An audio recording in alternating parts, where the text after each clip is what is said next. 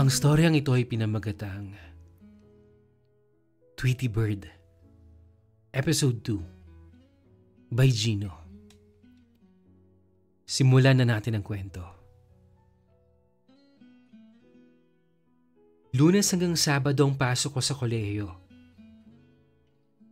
At halos araw-araw, sa tuwing matatapos na ang klase, nakikipag-inuman ako sa mga kaklase kong may kanya-kanya ding hinanakit sa buhay. May kaklase akong isang sikretong anak ng isang prominenteng pamilya sa lugar nila na itinatago dito sa lugar namin. May kaklase akong anak mayaman at rebelde sa napaka-istrikto niyang mga magulang. May kaklase din ako nag-iisa na lang sa buhay at pilit lumalaban kaya gustong makapagtapos. Yung iba naman ay napasama na lang sa grupo namin dahil sa kabila ng itinatago naming lungkot at bighati sa puso, masaya kaming kasama. Sa tuwing naubusan ako ng pera na padala ng kuya ko, rumarakit ako. Nagwa-waiter, lumalapit sa kamag-anak, at kung minsan, nagbebenta ng laman. Moreno ako. Maganda ang hubog ng katawan. At dax. Kaya maraming napapalapit na bading sa akin noong college pa ako. Kahit ngayong professor ko ay pinatulan ko na din upang matustusan ang aking mga bisyo sa buhay kolehiyo. Pati na rin sa mga pangangailangan ng pamilya ko. Hindi naman kasi ganoon kalaki ang naibahagi ni kuya sa amin. Sakto lang sana kung hindi lang ako nagbubulakbol. Mahirap, oo. Pero wala akong makausap sa bahay. Tapos, sa tuwing nag-uusap kami ni kuya sa cellphone, nagtatalo lang kami. Nagiging mahirap talaga kapag wala kang nasasabihan ng nararamdaman. Sa loob ng isang pamilya, wala kang support system. Nakasanayan kasi naming itago ang mga saloobin namin. Dahil hindi kami sinanay ng aming mga magulang na maging open sa kanila. Siguro, kung binigyan lang sana kami ng pagkakataon noon, na magsalita ay magiging malaking epekto sana ito sa emotional development ng isang bata. Sa pagbibisyo ko, nakilala ko si Erwin, isang PhilAm na nooy bumisita lang sa Pilipinas dahil doon sa lugar namin sa Southern Mindanao ang kinalakhan ng kanyang ina. Nagkakilala kami sa isang resto bar nung panahon na tumatagay ako mag-isa, habang siya rin ay mag-isang ini-enjoy ang gabi. Nagpapalipas oras kumbaga.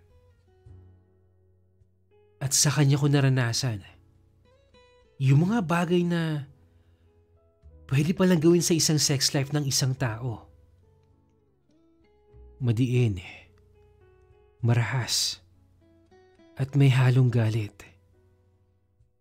Ang lahat ng ito ay ang naging dahilan kung bakit sa loob ng ilang taong pagtatago ko ay saka ko lang nakapirmang ako ay isang hindi tunay na lalaki.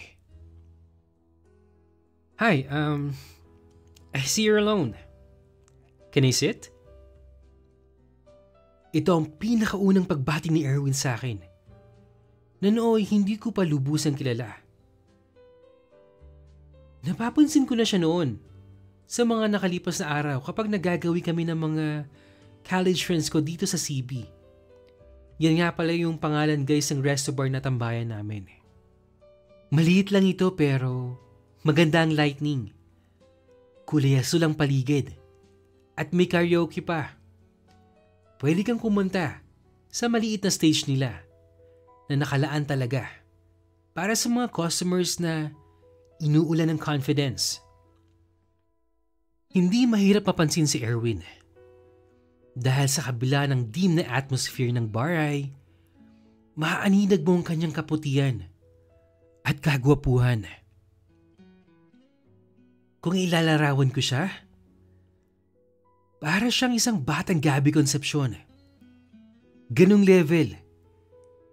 Hindi naman siya ganon katangkad, gaya ng mga nakikita kong mga film sa TV. Siguro mataas lang siya ng konti sa akin. Nasa 5'5" ang height ko eh. Siguro nasa 5'7" or 5'8" ang height niya. Hi, nagpanik ako. Kasi naman, English speaking si Sir eh. Just say yes. I don't bite. Pabirong pagmamalakas loob niya. Habang ako naman ay hindi nakapalag. Umupo na siya sa table kong pang-2 hanggang pang-4 na tao na sinolo ko nung gabing yun. Hello? Kumakaway ako ng bahagya sa kanya. Kahit na nasa isang table lang kami. So, what's the story? Heartbroken? You're usually with some friends. I just feel like being alone tonight eh. Oh crap. Sorry. Am I intruding? No. You're fine. But, do you speak Tagalog? Just a little bit. Like, kamusta?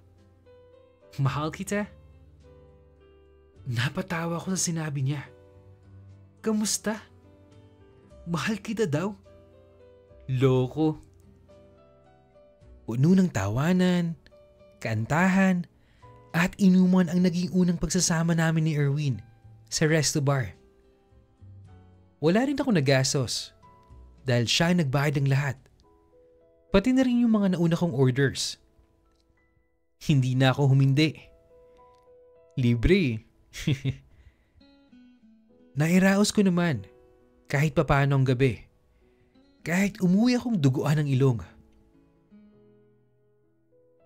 Noong pauwi na kami ay binigay niyang cellphone number niya sa akin. At nung ako na sana magbibigay ng cellphone number ko, ang sabi niya, actually, no need. I already have it. In fact, I texted you the other day but you didn't seem to bother. Sorry kasi my parents told me not to talk to strangers eh. Natawa siya. Pero paano niya nakuha yung number ko? Tanong ko sa isip ko sa mga sandaling yun. Naging tahimik kami pareho habang ako'y nag-aantay ng tricycle upang makauwi na. Lasing na rin kasi ako eh. Nang may makuha na akong tricycle ay bigla na lang ako hinawakan ni Eric sa balikat na may konting higpit at sabi pa niya, "Can I expect to see you soon?" Medyo uminit ang katawan ko sa pagkahawak niyang yun. Para bang meron siyang ipinahihiwatig. Pero sa kaloob-looban ko ay may nagsasabi ding, delikado. Tumango ako at sabi ko, sure. See you soon. Kinabukasan, araw ng linggo, wala akong pasok. Gumising akong masakit ang ulo sa hangover. 9:00 na pala ng umaga. Yung mga kapatid ko baka gutom na. Lumabas ako sa kwarto at nakita kong matamlay ang bunso kong kapatid sa kusina. Habang isa ko pang kapatid ay kunot noong naghahanda ng almusal.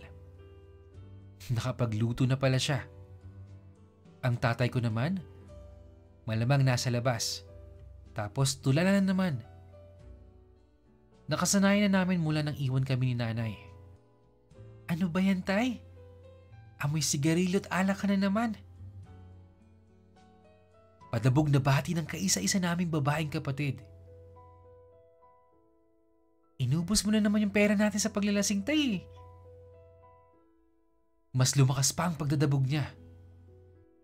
At ikaw naman kuya, bakit may chikinini ka sa leeg? Nagulat ako sa sinabi ng kapatid ko. Ha? Anong chikinini? Tsaka, bakit alam mo yung mga bagay na yan ha? Kabata-bata mo pa. Bigla ako nataranta at dali-daling tumingin sa salamin. At doon ay nasaksihan ko ang pulang resibong nakamarka sa leeg ko.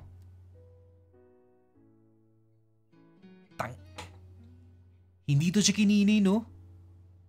Kagat lang to ng lamok. Pasinungaling kong sagot sa kapatid ko noon.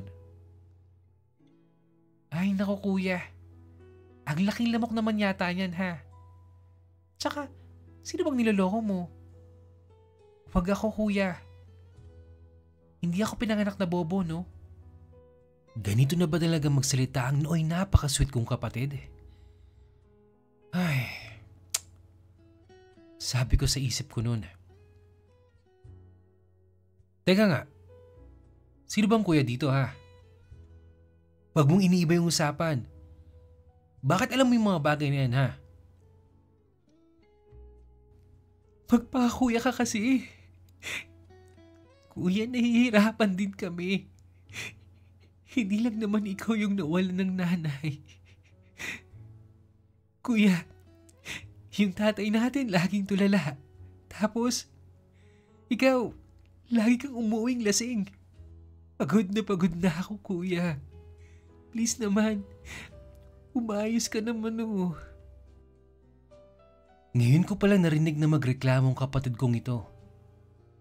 Siguro, nauubos na ang pasensya niya sa akin. Kaya siya nagkakaganito. Ang sakit. Namukha niya sa akin ng pagiging irresponsable ko. Nag-iyakan kaming tatlo sa kusina. Niyakap ko silang dalawa ng sobrang higpit. Kahit na nasa iisang bubong lang kami, hindi ko mawari kung bakit miss na miss ko silang dalawa sa mga oras na yun. Pagpasensyahan niyo na si kuya. Di bale. Babawi si kuya. Pangako yan. Gusto niyo ba mamaya kumain tayo sa labas? Wag na kuya. Ibili lang na lang natin ang pagkain dito sa bahay. Wala na tayong bigas oh. Huli na tong sinasaing ko ngayon. Umiiyak pa rin ang kaisa-isa naming dalaga. At ramdam ko ang paghihirap at pagpapasensya niya sa akin. Sige, sama-sama tayo mamaya mag-grocery. Ikaw bunso, anong gusto mo? Burger po kuya. Napahalakak na lang ako sa sagot ni bunso. Ano ba yan bunso? Akala ko pa naman, sasabihin mo na kahit ano. Basta magkakasama tayo eh. Burger po talaga kuya eh. Kasi ang tagal na nung huli mo kong dalhan ng pasalubong. Matapos kami magdramahan ng mga kapatid ko at mag-almusalay, naligo na ako.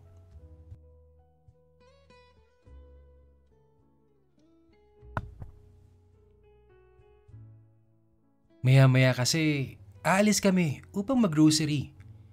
Pero naalala ko, kukunti na lang pala yung pera ko. Wala nang 1,000 ata yun eh. At kung hindi pa ako nilibre ni Erwin kagabi, malamang wala nang laman yung pitaka ko. Sa loob ng banyo, meron akong dalang bimpo na ipinambalot ko sa yelo. At habang nakaharap ako sa salamin ay ipinapahid ko ito sa chikinining nasa leeg ko. Pilit kong inaalala kung paano ko nakuha yun eh. Nasa resto bar lang naman ako kasama si Erwin magdamag eh. Ipinikit ko ang aking mata habang inaalala ang mga nangyari. at idinidiin ng cold compress sa markang naging pruweba ng aking kapangasan kagabi. Shucks! May nangyari ba sa amin? Pero imposible. Wala akong matandaan. Sabi ko sa isip ko. Okay, bago ang lahat guys, happy 1,000 subscribers. Maraming salamat po sa pagtitiwala at suporta nyo. And I promise na mas madami pa tayong story sa pakikinggan at pagsasamahan na kapupulutan ng aral. Kaya huwag kayong magsasawa Balik tayo sa kwento ni Gino. On this episode Gino, hindi lang ikaw yung na nosebleed kay Erwin. Feeling ko ako din. But seriously, normal lang naman magkaroon ng problema sa isang pamilya Sino ba sa atin ang hindi nagka-conflict sa family, di ba? Lahat naman yata Pero kung magkaganon, dapat meron tayong open communication sa family natin. I know sa simula it's difficult to find opportunities to communicate openly with our family members. Ganun naman talaga sa simula mahirap. But expressing your feelings and needs can help foster understanding and it can potentially improve relationships. I think nag-a-apply din to sa mga partners natin. Kaya nga sabi nila, di ba, communication is the key. Tingin ko rin, isa rin to sa mga factors kung bakit may mga teenagers na nagiging rebellious Kasi hindi nila ma-express yung sarili nila. Wala silang mapagsabihan ng problema. Ang resulta? Madami silang nagagawang pagkakamali sa buhay. Kung nakaka-relate ka sa episode ng story natin ngayon, gusto ko lang sabihin na learn from your mistakes. It's natural to make mistakes along the way. Use these experiences as a learning opportunities. Reflect on what you could do differently next time and how you can grow from these challenges. Remember, you're not alone in facing difficulties. Maraming tao nakaka-experience nito. Seek some support from your trusted friends. Reach out to your family, sa mga kapatid mo. And I promise, pag nagawa mo to, gagaan yung pakiramdam mo. At sa mga hindi pa po nakapag-share ng personal experience nila, email nyo lang yan sa imrensantiago@gmail.com. At kung hindi ka pa nakapag-subscribe, please do so. I-click ang like, mag-comment, i-hit ang notification bell para updated ka sa mga news stories natin. Yun lang at maraming salamat po sa patuloy na pakikinig. Hanggang sa muli.